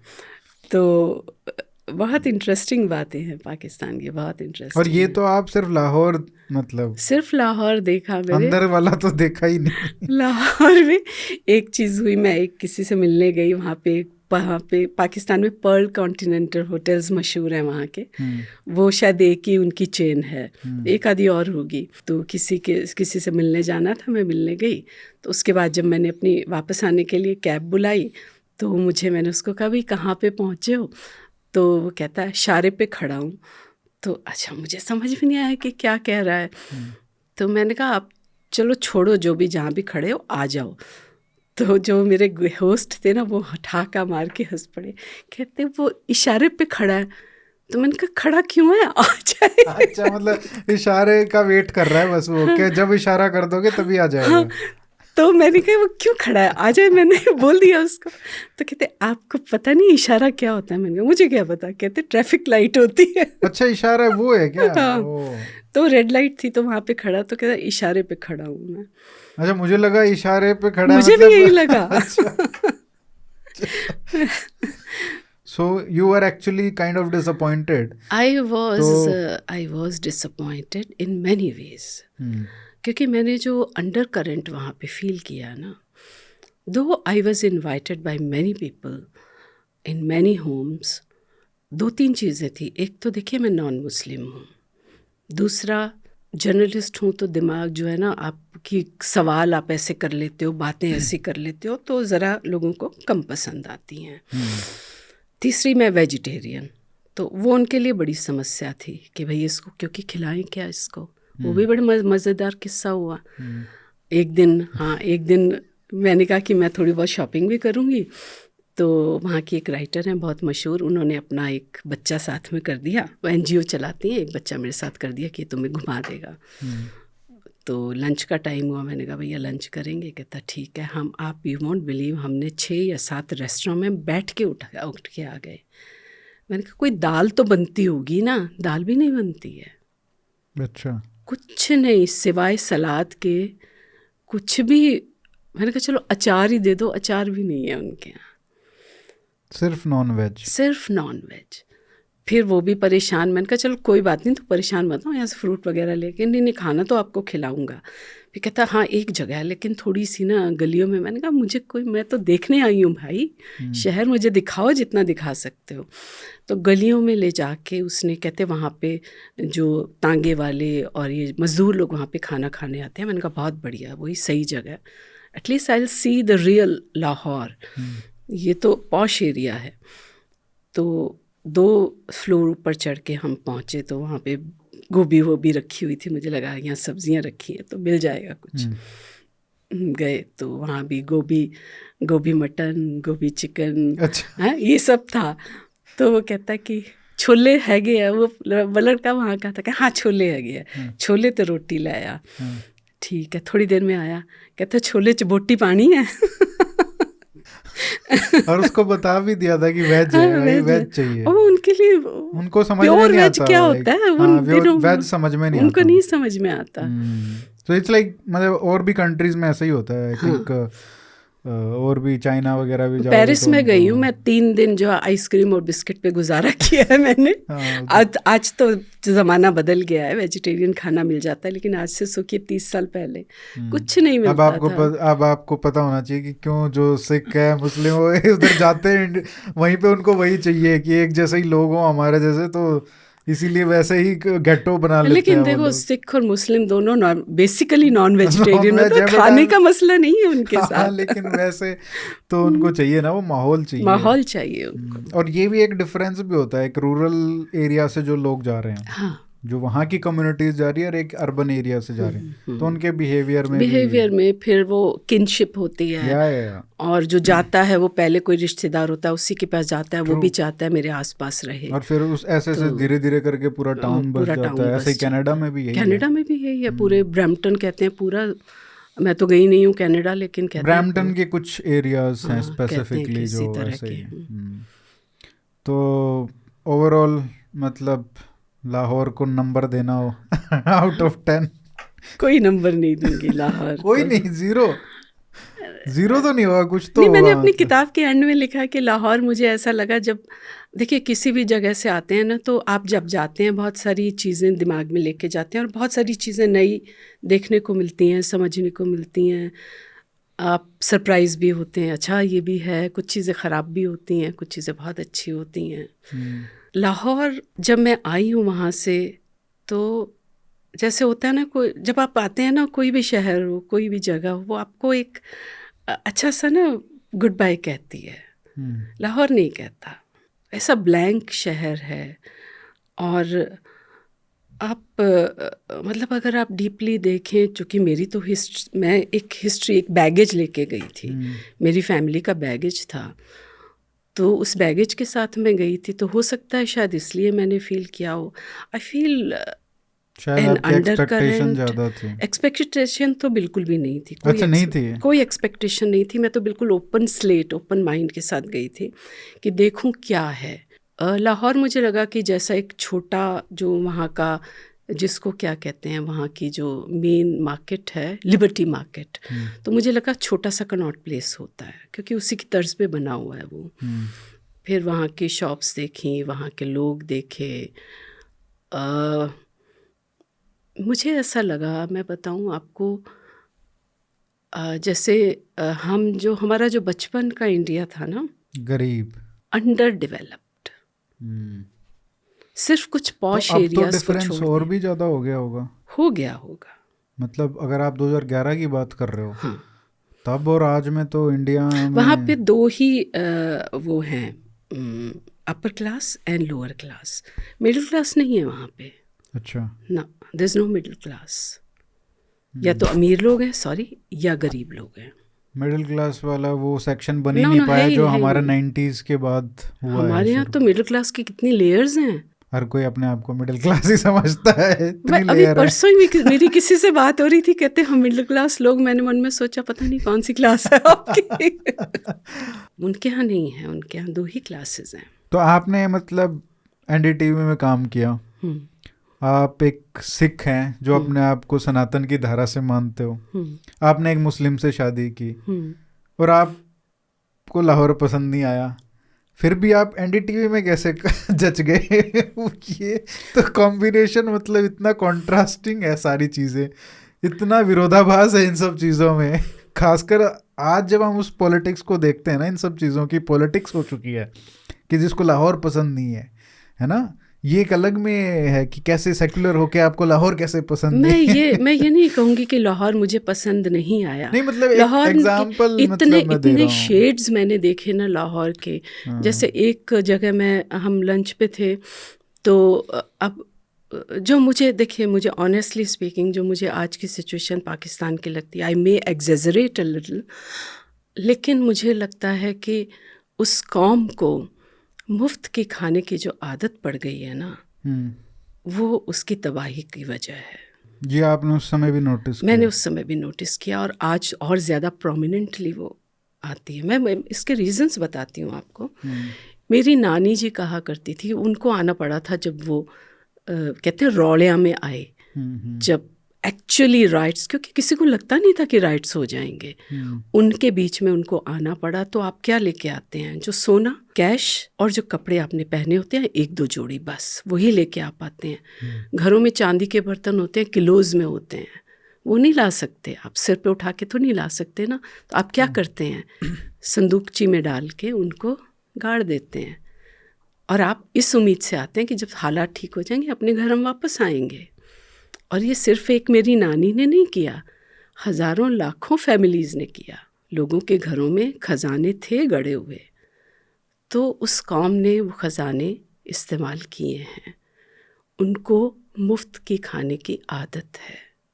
आप देखिए उनके यहाँ डेवलपमेंट क्यों नहीं है, वो काम नहीं करते हैं। फिर अमेरिका उनको देता रहा, अब भी देता है।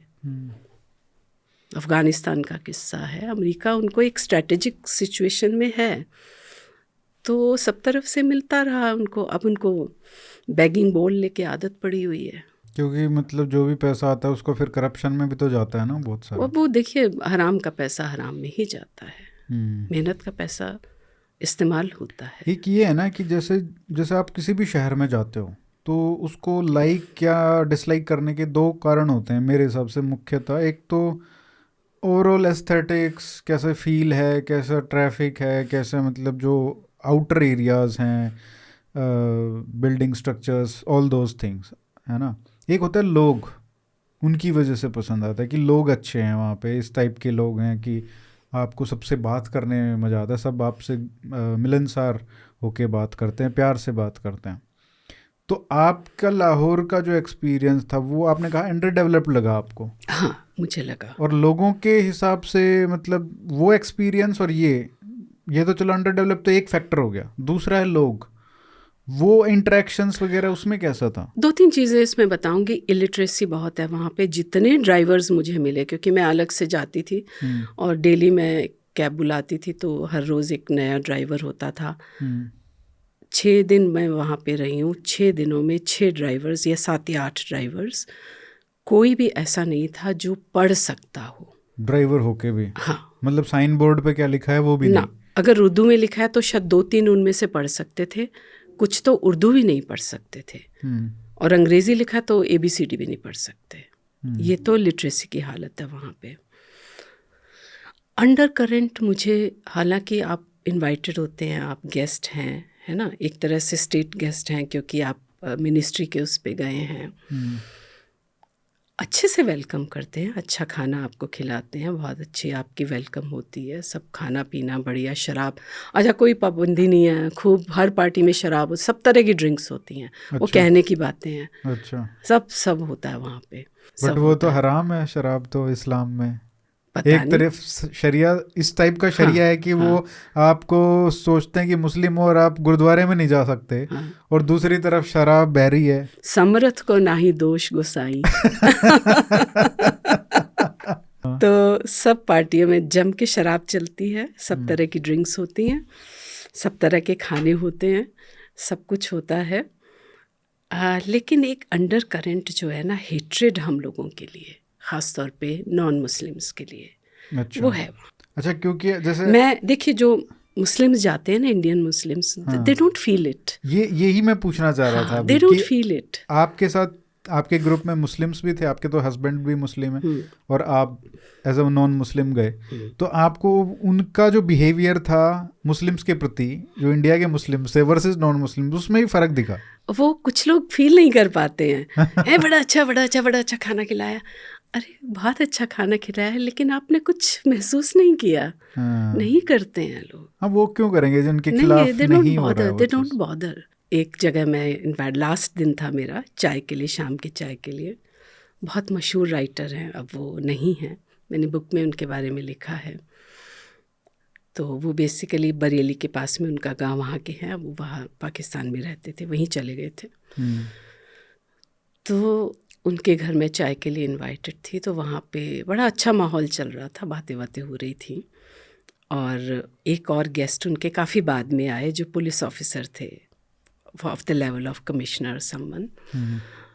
तो हालांकि वो यूनिफॉर्म में नहीं थे उस वक्त, तो उन्होंने इंट्रोड्यूस कराया कि ये हैं। तो आते उनका पहला सवाल ये था कि और कैसा लगा आपको लाहौर पाकिस्तान में आकर। That was my last year, मैं अभी प्रोसेस से कर रही थी, you know, I was going through a lot.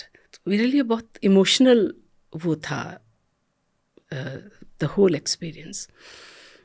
तो अभी मैं क्या बोलूँ इनको कि कैसा लगा, अभी तो मैं खुद ही नहीं, समझ में ही नहीं आ रहा मुझे कि मैं क्या देखा मैंने। बहुत टाइम लगता है इन चीज़ों को समझने में। तो ये सवाल और किसी ने नहीं पूछा, उन्होंने पूछा। मैंने कहा देखिए ऐसा है कि मैं क्या बोलूँ, अभी तो मैं प्रोसेस कर रही हूँ, लेकिन हाँ मुझे ये ज़रूर लगा कि ऐसा लगा नहीं कि मैं पासपोर्ट पे आई हूँ यहाँ पे, क्योंकि लैंग्वेज वही है, खाना पीना तो छोड़ो, बाकी ड्रेस सब कुछ ऑलमोस्ट, यू नो, ज़्यादा फ़र्क है नहीं। तो कहते हैं, तो सब हंस पड़े। इंतज़ार हुसैन साहब तो मुझे कहते हैं, वो लेखक हैं तो बड़े मजाकिया भी होते हैं, तो कहते हैं कि ज़्यादा मत बोलो मत बोलो, ये तुम्हें डिपोर्ट करवा देगा। मैंने कहा मैं सुबह जा ही रही हूँ, करवाना करवा दे, अभी तो कोई कुछ मिलेगा नहीं, शाम को तो बॉर्डर बंद हो जाता है, कल मैं वैसे ही जा रही हूँ, करा दें तो करा दें। तो उनका जो चेहरा मैं देख रही थी जब मैंने ये कहा ना, तो उनका चेहरा देख के शायद इंतज़ार हुसैन ने कहा कि भैया मजाक पे उड़ाने की बात की। ही डिडंट लाइक इट, कि भैया तुम नॉन मुस्लिम हो ना, बेकार की बात नहीं करो, तुम हम में से नहीं हो। मैं ऑब्वियसली मैं आप में से नहीं हूँ, मैं अलग हूँ। तो उस वक्त बड़े वो कहते हैं ना, शिद्दत से महसूस हुआ कि मैं आप में से नहीं हूँ, मैं अलग हूँ। वो जगह जगह आपको महसूस कराते हैं। और एक चीज़ और है, being a women you feel different. अच्छा, क्योंकि उस सोसाइटी में इवन दैट पोश एरियाज ऑफ कोर्स वहाँ पे आपने विजिट किया। हाँ, और उन परिवारों में किया जहाँ पे एटलीस्ट महिलाओं का उतना स्टेटस खराब नहीं है जितना और वहाँ पे मैं बताऊँ, ऑनेस्टली बताऊँ, जो मुझे फील हुआ, विमेन की कोई बहुत ज़्यादा अच्छी स्टेटस नहीं है उस सोसाइटी में ओवरऑल। हमारा मूवमेंट ज़्यादातर अपर क्लास में ही हुआ, तो लोअर क्लास में क्या होता होगा मुझे नहीं पता। They are basically trophy wives होती हैं वहाँ पे। खूबसूरत महिलाएं, अच्छे अच्छे कपड़े, खूब सारा मेकअप, बच्चों को, छोटी बच्चियों को 6-7 साल की उम्र से मेकअप करना माएँ सिखाती हैं। अच्छा, हमें होता है कि भैया लड़की, अरे भैया पढ़ाई वढ़ाई कर लो, ये तो सारी उम्र तुमने करना ही है। वो लड़की मतलब थोड़ी सी समझ आनी होती है तो उसको सिखा रही है कि मेकअप कैसे किया जाता है। आपने वैसे वो जवाब नहीं दिया एनडीटीवी वाला कि वहाँ पे मतलब वो कैसे। देखिए, जब आप काम करते हैं ना तो सब तरह के काम करते हैं आप। हाँ, इट्स बेसिकली प्रोफेशन, आप एक प्रोफेशनल अप्रोच तो होती वहाँ है। पे आप एडजस्ट हो गए मतलब हाँ, कि भाई आई वाज डूइंग गुड। तो कोई आइडियोलॉजिकल क्लैशेस नहीं होते थे नहीं वहाँ पे? नहीं होते। देखो वो या वो इस चीज़ 2002 में छोड़ा ना आपने, हाँ, उसके बाद शुरू हुआ क्या वहाँ उसके पे ऐसा? बाद शुरू हुआ ज़्यादातर। देखिए, एक चीज़ मैं डॉक्टर रॉय और मिसेस रॉय की हमेशा तारीफ़ करती हूँ कि they are very professional people. अगर मैं कह रही हूँ एक स्टोरी, जैसे सुबह मीटिंग में हुआ कि स्टोरी करनी है और मैं गई हूँ और मुझे लगा कि नहीं, अनएथिकल है, हमें नहीं करनी है, तो they will respect my decision. मेरा पहला जो नावल था हाफ मून, उसमें मैंने एनडीटीवी का एक्सपीरियंस लिखा है। तो उसमें जैसे एक तो बहुत बड़ा मज़ेदार, 2-3 बड़े मज़ेदार इंसिडेंट्स थे। राजीव सरदेसाई ने, मैं जा रही थी, बुक लॉन्च था, सीबीआई के डायरेक्टर थे ना सरदार जी, क्या नाम था उनका, जोगिंदर सिंह, उनके ही इज़ नो मोर, उनकी किताब थी तो उसका लॉन्च था। मैं गई तो वहाँ पे जॉर्ज फर्नांडीज़ ने भी और भी सब ने आना था, तो राजीव सरदेसाई ने कहा एक बाइट ले आना, ये सवाल है। मैंने कहा ठीक है, पूछ लूँगी। अब मैंने जब बुक लॉन्च हो गया, सब लोग चले गए, तो मैंने घेर लिया फिर जॉर्ज फर्नांडीज़ को। मैंने सवाल पूछा, he did not reply, he said something, मुझे जवाब नहीं मिला। मैंने फिर पूछा, मैंने तीसरी बार पूछा, मैंने चौथी, घुमा फिरा के, आप जर्नलिस्ट हैं, आपकी कोशिश रहती है जवाब मिल जाए। नहीं मिला। मैंने रास्ता रोक लिया उनका, Mister Fernandes you have to answer me. तो वहाँ पे ना एक बुके उठाया, मुझे कहते prefer, this is what I can give you. मैंने अल्लाह के, मैंने राजदीप कहा, मैं आई न्यूज़ रूम में आई, Rajdeep so what did you get? मैंने I got this, take this. और एक बार राबड़ी जी ने मेरा कॉलर पकड़ लिया। अच्छा, हाँ, ये क्या कब हुआ? जब चीफ मिनिस्टर थी तब? हाँ हुआ। वो नहीं चीफ मिनिस्टर, उनको कुछ आता जाता पता उनको था नहीं कुछ। तो हमारी मृणाल पांडे शाम को 7 बजे प्रोग्राम करती थी। वो तब 24 न्यूज़ नहीं था। 7 बजे, और एक 7 बजे बुलेटिन होता था हिंदी में, 9 बजे होता था अंग्रेज़ी में। तो प्रेस कॉन्फ्रेंस थी, तो मुझे इनपुट एडिटर ने कहा कि आज तुम चली जाओ। मैं पॉलिटिकल कम करती थी, कोर्ट के या लीगल में ज़्यादा करती थी। तो मैं जाने लगी तो मृणाल कहती है रुको। मैंने कहा क्या? कि वो हमेशा गेस्ट रखती थी एक, तो आज ना राबड़ी देवी को बुलाते हैं। मैंने कहा मृणाल जी क्या बोलेंगी? वो कहते कुछ नहीं, उनसे रेसिपी पूछ लेंगे। तो मैंने कहा हाँ, रेसिपी पूछनी है, बुला लेते हैं, तो उनको शाम के लिए इन्वाइट कर लेना। मैंने कहा ठीक है। तो मैं चली गई प्रेस कॉन्फ्रेंस में। मैं लास्ट में ही पहुंची क्योंकि मुझे पता था कुछ नहीं इनके पास कि गरीबी हटाएंगे, क्या बोलेंगी बेचारी वो। उनका वो छोटा सा पोडियम था, वो नीचे उतर के आई, मेरी तरफ आई। मैंने कहा चलो, और इंसिडेंटली उस दिन मेरा बर्थडे था, so I was wearing a new dress. तो आई और मेरे पास आके मुझे ना, इससे पहले कि मैं कुछ कहती, मैंने कहा नमस्ते राबड़ी जी। उसका जवाब नहीं दिया, ऐसे आके मुझे पकड़ लिया। तुम का नया कपड़ा ना पहनती का, तुम क्या अच्छा कपड़ा ना पहनती का, तुम क्या अच्छा कपड़ा। एंड आई, मतलब मुझे समझ में नहीं आई क्यों हुआ क्या, इतने सारे लोग। हाँ, और ऐसे पकड़ लिया मुझे, बिल्कुल माउथ टू माउथ, छोटी सी भी है तो उनका नया कपड़ा। मैं हैरान की हुआ कि तब तक उनके वो अटैची आ गए, वो पकड़ के मैडम मैडम क्या कर रही है, क्या कर रही है, क्या कर रही है, कोई फोटो ले लेगा। लेके चले गए। उनका कैमरा चल रहा था, कैमरे चल रहे थे सारे। ऑब्वियसली हम ऑन एयर तो नहीं दिखाएंगे ना ये सब। तो मैं खड़ी हुई, मैंने कहा ये हुआ क्या। फिर वो उनको ले गए, तो फिर एक आए मेरे पास, कहते मैडम सॉरी। मैंने कहा बात क्या है? कहते जी कल एक प्रेस कॉन्फ्रेंस थी, तो मैं जानती हूँ उसको, आप भी जानते होंगे, जी की एक लड़की है। उसने ना उनसे सवाल पूछ लिया कि मैडम आप तो गरीबी हटाने की बात करती है, आप तो खुद इतनी 15-15 हज़ार की तो आप साड़ियाँ पहन के आती है। उस वक्त तो उनको समझ में नहीं आया, बेचारी सीधी सरल महिला कि क्या बोले। अगले दिन उनको लगा ये तो वही लड़की है। अच्छा, तभी लपेट लिया। मैं ऑफिस में मृणाल जी, मैंने कहा मृणाल जी मेरा तो कॉलर पकड़ लिया, मैं नहीं बुलाती, आपको बुलाना आपका भी पकड़ लेंगी। नहीं नहीं छोड़ो, हम किसी और को बुला लेते हैं। फिर मैंने मनीष था हमारा पटना कॉरेस्पॉन्डेंट, दिन में फ़ोन आता ही था किसी, मैंने कहा मनीष का फ़ोन आए तो मुझे कॉल देना।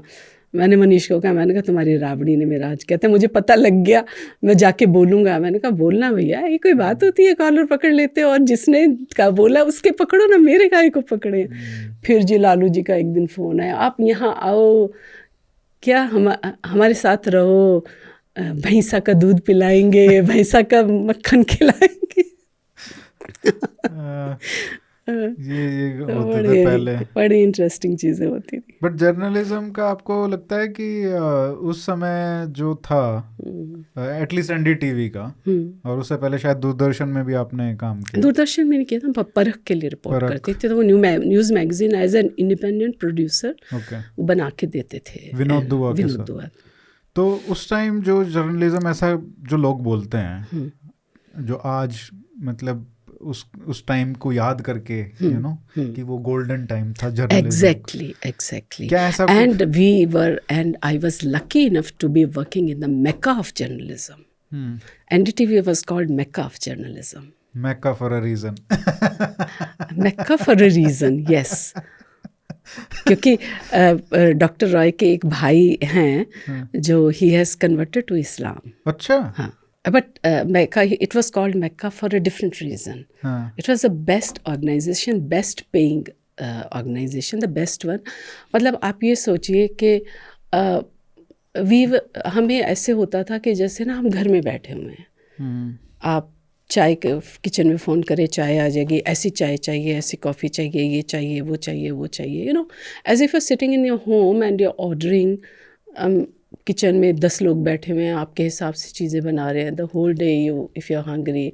आपको कहना पड़ता था कि ideal work condition, ideal work condition. आप जा रहे हैं, शूट पे जा रहे हैं, तो आपकी गाड़ी में 2 कैंपर्स रखे होते थे, एक में पानी और एक में नींबू पानी होता था। अच्छा। और हम दूसरे लोगों को पानी पिलाया करते थे कि भैया हमारी गाड़ी में रखा है, वो खुद ही आ जाते थे कि तुम्हारी हाँ जाओ ना, पी के आओ वहाँ से।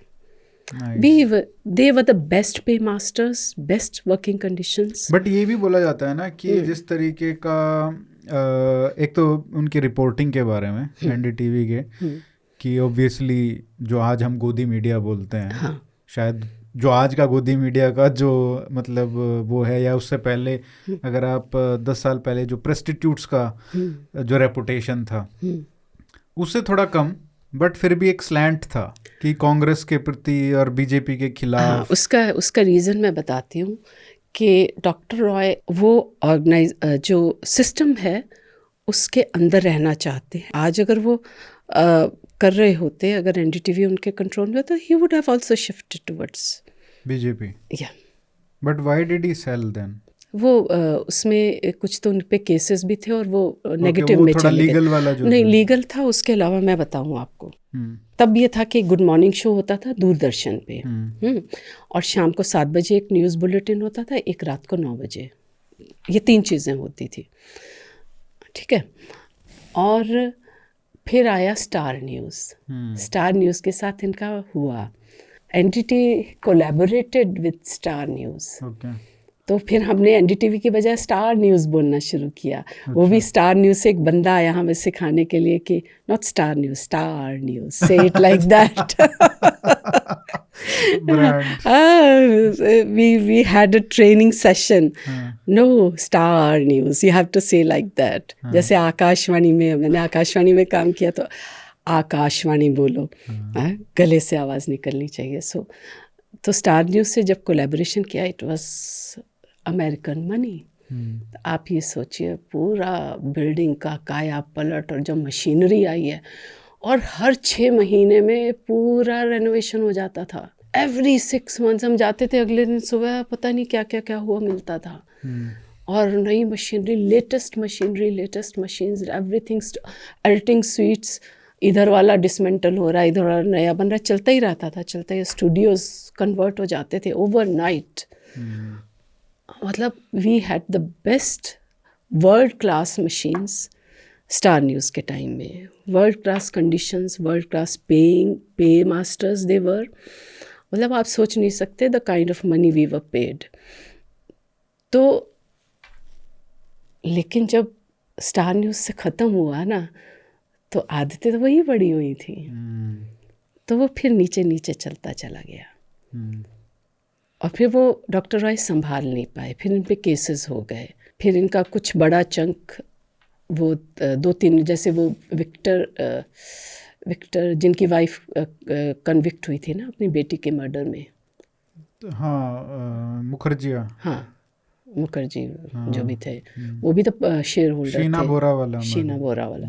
तो वो भी शेयर होल्डर थे. तो उनसे भी पंगा हुआ. वो भी कुछ बहुत अंदर बहुत सारी चीज़ें हुई, कुछ की हमें पता है, कुछ का हमें नहीं पता है.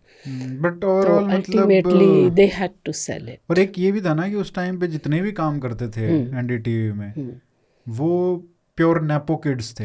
हाँ, वो मतलब तो था. कोई किसी ब्यूरोक्रेट का बेटा, कोई किसी बड़े मीडिया पर्सन का वो तो था, बेटी, इस टाइप से. वो तो था. देखिए, अगर आपको कोई नहीं जानता है तो आपकी एनडीटीवी में कोई एंट्री नहीं है. अच्छा, ये तो दैट वाज अ फैक्ट. तो कोई मतलब वो मेरिटोक्रेसी वाली बात नहीं, मेरिटोक्रेसी वाली बात थी, क्योंकि I come from a family from Rajasthan, not from Delhi. So I was also there, क्योंकि मेरा काम उनको पसंद था. बट एंट्री, क्योंकि मतलब लोग भी तो कम होंगे ना, पोस्ट हाँ, भी कम होंगी, तो फिर, जो वैसे ही भर पड़े हैं कि सारे जान पहचान वाले घुस गए, तो नए लोगों को कहाँ से लोगे आप? नहीं, नए लोगों उन्होंने लिए जो हिंदी डेस्क पे लिए. अच्छा. जो बिहार से आए थे, जो IIMS से करके आए, क्योंकि इनको हिंदी में भी तो करना था ना. तो मेन काम तो इंग्लिश में ही होता था, उसका ट्रांसलेशन होता था. तो मेरे जैसे हम बाइलिंगुअल तो कम थे, 2 ही लोग थे, तो हम दोनों तरफ अपनी स्टोरीज़ लिखते थे. और बाकी लोग जो इंग्लिश में स्टोरीज़ हिंदी में लिखने वाले बहुत, जैसे विजय त्रिवेदी थे, वो हिंदी में लिखते थे. मैं हिंदी में लिखती थी. एक मुकुल थी, वो हिंदी में लिखती थी. बाकी तो हिंदी में लिखने वाले कोई थे नहीं, बाकी ट्रांसलेटर्स थे. तो वो लोग थे फ्रेशर्स. रवीश उनमें से एक था. वो लोग थे जो किसी फैमिली से नहीं आते थे. लेकिन हाँ, मेजॉरिटी ऑफ देम, मतलब इंग्लिश वाले जो थे सारे, इंग्लिश वाले सभी, वो मेजॉरिटी, नॉट सभी तो एक तरीके से वो क्या, एक आपको लगता था कि वो स्ट्रेटेजी भी है कहीं ना कहीं, कि भाई आपका अगर किसी ब्यूरोक्रेट का लड़का है या लड़की है, आपको तो एक्सेस मिल जाएगी ना. तो फिर कहाँ, मतलब वो वाली बात कहाँ हुई जो जर्नलिज्म का गोल्डन पीरियड बोला जाता है? लेकिन हाँ, गोल्डन पीरियड इसलिए बोला जाता है, जर्नलिस्ट का गोल्डन पीरियड आप कह सकते हो, क्योंकि आपके पास राजदीप सरदेसाई था, आपके पास वासु था, वो वासु का क्या नाम था, बड़ा फेमस जर्नल. फिर आपके पास अर्नब गोस्वामी था, आपके पास मारूफ रज़ा था, आपके पास बरखा दत्त थी, आपके पास विजय त्रिवेदी था, आपके पास प्रितपाल गौर थी, आपके पास बहुत सारे ऐसे लोग थे जो उस इंडस्ट्री के जो अच्छे काम कर रहे थे. आपके पास कमाल खान था लखनऊ में, आपके पास मनीष था पटना में, आपके पास दराइस तारापुर वाला था बेंगलोर से. तो ये लोग थे जो बढ़िया काम करते थे, जिनके नाम थे इंडस्ट्री में. तो छोटे बच्चे तो फिर आते थे, चले जाते थे. अच्छे लोग भी थे, काम करने वाले, बढ़िया काम करने वाले लोग थे. एनडीटीवी के पास थे, दूसरे लोगों आज तक के पास थे, आज तक के पास थे, एनडीटीवी के पास थे, जी के पास. तीन ही थे. हाँ, ये तीन ही थे. तीनों के पास बढ़िया. बट पता नहीं, मुझे तो ये वो लगता है कि हमारी, जब क्योंकि यही थे ना सोर्स, ट्रुथ फॉल्स हुड क्या है, यही डिसाइड करते थे, 2-3 चैनल मिलके। आज तो हर कोई यूट्यूब चैनल पे अपनी ट्रूथ बोल सकता है, कुछ भी बोल सकता है ना? ट्रूथ क्या बोलो, मतलब कुछ तो भी कुछ बोल भी बोल सकता है। तो अब एक पाइपलाइन नहीं है, तो ये कहना कि मतलब आज का जो है मीडिया वो और उस समय के मीडिया को कंट्रोल करना, it's a very different thing. मतलब आज आपने मेन स्ट्रीम मीडिया को कंट्रोल कर लिया, और उस टाइम पे जब आपने किया था वो बहुत अलग मैं चीज़ें आपको हैं, बताती हूँ, क्योंकि आप आज इससे फिर भी ट्रूथ निकल जाएगी कहीं ना कहीं नहीं नहीं, मैं बताती हूँ। उस वक्त ऐसे था, मैं एक एग्जांपल देती हूँ। विज्ञान भवन में अजीत बहरियों की कोर्ट लगती थी, क्योंकि वीआईपीस थे सारे। आपका जेएमएम केस था, फिर नरसिम्हा राव वाला केस था, एक वो था अचार वाले जो थे उनका केस था। तो ये सब कोर्ट वहाँ लगती थी। तो मेरा ये था कि डेली में, मुझे लीगल में इंटरेस्ट था, मैं पॉलिटिकल कम करती थी, तो मैं तो सुबह सीधे वहीं पहुँच जाती थी, टीम वहीं, यूनिट वहीं मंगवा लेती थी। मेरा होता था कि भाई मैं रिपोर्ट कर रही हूँ तो पूरा दिन बैठूंगी, देखूंगी, एक्चुअली कुछ होगा तो दूंगी स्टोरी, नहीं हुआ तो भाई मैं वो नहीं, फ्रॉड नहीं कुछ करूँगी, फोकस फ्रॉडगिरी नहीं करूँगी, होगी स्टोरी तो दूंगी। It was clear. तो ऐसे एक दिन बैठे मैं, शाम दोपहर बाद मैं कोर्ट एडजॉर्न होगी, मैं आ गई तो डॉक्टर आए कि प्रितपाल एनिस्ट्री में, nothing happened in the court, कुछ था नहीं, जस्ट वो हुई है, बातें हुई है, कुछ देयर इज नथिंग सब्सटेंशियल कि जिसका रिपोर्ट किया जाए। तो ही सडनली सेट कि पीटीआई पे वायर्स पे कुछ है, वायर्स पे है कि Rajiv Gandhi is lawyer said this. मैं कह no, there was no mention in it ना, मैं पूरा दिन कोर्ट में थी, कुछ भी मेंशन नहीं हुआ है कि ये it's there in the wires. मैंने देखा पीटीआई में, पीटीआई वाला बंदा तो था ही नहीं उस दिन वहाँ पे, जिसका वो बाईलाइन जाती है वहाँ पे, तो बाईलाइन से जाता है, जैसे न्यूज़ में भी जाता है, हमारे यहाँ भी अब पता नहीं, हम तो बाईलाइन से जाता था, जिसकी स्टोरी उसकी बाईलाइन जाएगी, वही सुपर भी वही करेगा, नीचे उसका नाम ना बाईलाइन है। मैंने उसको फ़ोन लगा लिया, मैंने कहा भाई तो कब था वहाँ पे, किसने बोला, कब बोला? बोला था। मैंने कहा किसने कहा, मैं तो पूरा दिन कोर्ट के अंदर थी, किसने बोला? कहता मुझे लॉयर ने बोला। मैंने कहा लॉयर ने बोला, तुमने मान लिया? नहीं बोला वो। मतलब मैं उससे बात कर रही हूँ और वो स्टोरी उड़ गई। तो ऐसे मतलब फेक न्यूज़, हाँ, टोटली फेक। और लॉयर्स इम्प्लांट कर देते हैं ना। और वो डॉक्टर आए, कहते कहाँ गई स्टोरी? मैंने कहा सर गई। तो ऐसा बहुत होता होगा उस टाइम पे, क्योंकि कोई चेक करने वाला नहीं था। करता ही होगा ना, जो उस दिन भी उसने किया। तो आगे से देख लेते होंगे, वो आई है तो चलो ठीक है, फिर नहीं करते आज। हाँ, तो मतलब वही है, गोल्डन एरा ऑफ जर्नलिस्ट था, Absolutely. क्योंकि दे वर इन अ पोजीशन ऑफ पावर, जो अभी पावरलेस फील कर रहे हैं, खासकर वही लोग जो उस समय पावर में थे, और उनको लग रहा है वो पावर कहीं चली गई है, एंड दे थिंक कि इसलिए गई है क्योंकि सरकार कंट्रोल कर रही है ना, या उनको जॉब छुड़वा दिया, उनको यूट्यूबर बना दिया। मोदी से सबसे शुरुआत में सबसे प्रॉब्लम यही थी कि यार प्रेस कॉन्फ्रेंस नहीं करता। सिर्फ वो वाली बात नहीं कि मोदी प्रेस कॉन्फ्रेंस नहीं करता, बट पूरी सरकार से ही कहीं ना कहीं जो एक्सेस था वो चला गया ना। वो चला गया, अब नहीं है। अब तो मतलब वो खबर जो होती है सरकार की तरफ से, वो जब अनाउंस करते हैं तभी सबको पता चलता है। चलिए ma'am, thank you so much, आपने इतना समय दिया, और मुझे बहुत पसंद आई आपकी दोनों ही पुस्तकें। धन्यवाद। और काफ़ी अच्छे से लिखी हैं, खासकर 84 वाली तो एक तरीके से बहुत ही इंटरेस्टिंग है पढ़ने में, जो पढ़ेगा वो मतलब ख़त्म करके ही छोड़ेगा उसको, और फिर वो ऐसे अब्रप्टली ख़त्म होती है कि फिर लगता है कि क्यों ख़त्म हो गई है, like what happen to those kids, उनका क्या, वो ठीक थे, बचे रहे? हाँ, वो उनके आ गए थे ना, उनके परिवार के लोग। हाँ, तो वो मतलब बातचीत हो गई थी। जो डर का माहौल है वो नहीं गया था, तो वो रहा। वो मैंने जिन लोगों से भी बात की, लंबे समय तक वो माहौल रहा, बहुत लंबे समय कि कभी भी कुछ भी हो सकता है, कभी भी कुछ भी हो सकता है। और ये भी एक तरीके से सबक है जो बाहर के लोग हैं, चाहे जब पंजाब के जो लोग हैं जो इस तरीके की गड़बड़ें आज भी करना चाहते हैं, उनको ये भी सोचना चाहिए कि एक बहुत बड़ा तबका है जो इससे मतलब इम्पैक्ट होता है नेगेटिवली। इस नावल को लिखने की मेरी सबसे बड़ी वजह यही थी कि देखो, नेगेटिव चीज़ों को कोई भी याद नहीं करना चाहता, लेकिन मैं लेखक के तौर पर मेरी जिम्मेदारी मैं अपनी समझती हूँ कि मैं दिखाऊं कि क्या हो रहा है या क्या हुआ समाज में। मेरा एक नावल है ठग लाइफ, उस पे किसी ने सवाल किया एक मंच पर कि ये आपने ऐसा लिखा, ऐसा नहीं होना चाहिए। मैंने कहा ये तो मैं कह रही हूँ कि ये नहीं होना चाहिए, ये हो रहा है, तो मैं आपको दिखा रही हूँ ये हो रहा है। तो प्लीज़ अगर आप कहीं आपको लगता हो रहा, तो जो आप कर सकते हो प्लीज़ रोको इसको। ट्रू। तो ये हुआ है, तो सबको मालूम होना चाहिए कि ये हुआ है और ये फिर भी हो सकता है। तो आपके अपने दायरे में जितनी आप एफर्ट कर सकते हो तो कोशिश करो कि ना हो। और मतलब जैसे मैंने कहा कि जिस तरीके से उस समय की कांग्रेस सरकार और इंदिरा गांधी और इन लोगों ने जिस तरीके से उकसाया सिख समाज को, क्योंकि उनको पता था कि वो उकसेंगे, और उसके बाद जो कम्युनिटी का हाल हुआ, इतने सारे लोग बाहर चले गए। आज देखो आप, पूरा कहीं ना कहीं सिख समाज जो है पंजाब का वो बिखरा है, उसमें कुछ वो पूरा नहीं है, वो अधूरा है हर एस्पेक्ट में। फैमिलीज़ अधूरी हैं, बच्चे बाहर हैं, वो वहाँ पे स्ट्रगल कर रहे हैं, यहाँ पे माँ बाप स्ट्रगल कर रहे हैं। और मुझे लगता है कि जब से ये हिंदू सिख का जो उनसे अलग होने की, जो सनातन परंपरा से अलग होने की, तो वो उनका जो स्पिरिचुअलिटी है वो भी अधूरी हो गई है।